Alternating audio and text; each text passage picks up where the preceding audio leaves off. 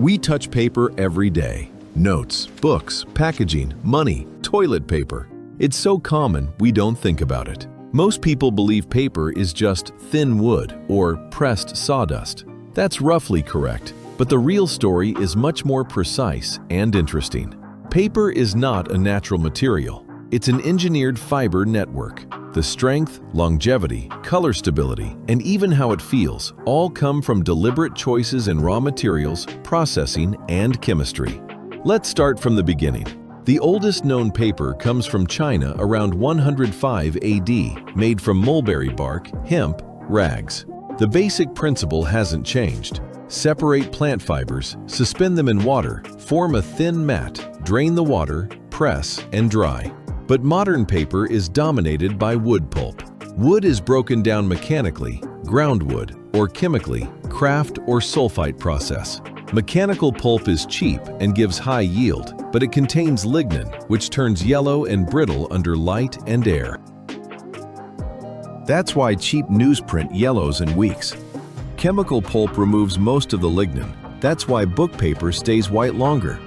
Craft process, sulfate, produces the strongest fibers, used for cardboard and packaging. Sulfite process gives brighter pulp, used for fine writing paper. Here's where longevity is decided. Lignin isn't the only enemy. Most modern paper is sized with alum rosin, acidic sizing, cheap and effective for printing, but it slowly hydrolyzes over decades, releasing acid that attacks cellulose fibers. Acidic paper becomes brittle and disintegrates.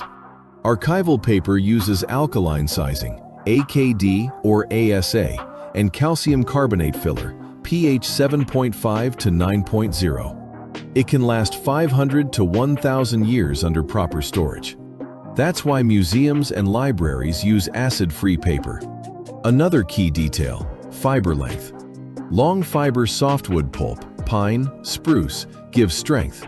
Short fiber hardwood pulp, birch, eucalyptus, gives smoothness and opacity. Good writing paper balances both. Cheap copy paper is often mostly short fiber, tears easily. Then there's beating/refining, the process of mechanically fibrillating fibers in water. Longer beating equals stronger paper, but slower drainage and higher cost. That's why handmade paper feels so tough. Fibers are heavily refined. Modern paper machines are enormous, up to 10 meters wide, 200 meters long, and run at 100 to 150 kilometers per hour. The Fourdrinier wire forms the sheet, presses remove water, cylinders dry it, calendars smooth it.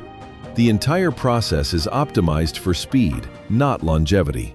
That's why a 100-year-old book printed on good rag paper looks almost new, while a 20-year-old paperback on acidic groundwood paper falls apart. Paper isn't obsolete in the digital age. Digital data on hard drives, SSDs, tapes lasts 5 to 30 years without maintenance. Optical discs degrade faster.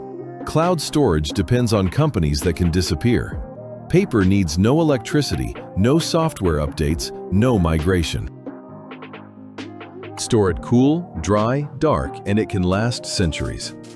Many archives still prefer microfilm or acid-free paper for irreplaceable records. So the next time you hold a sheet of paper, remember, it's not just paper. It's a carefully engineered fiber composite whose lifespan is determined by chemistry choices most people never see.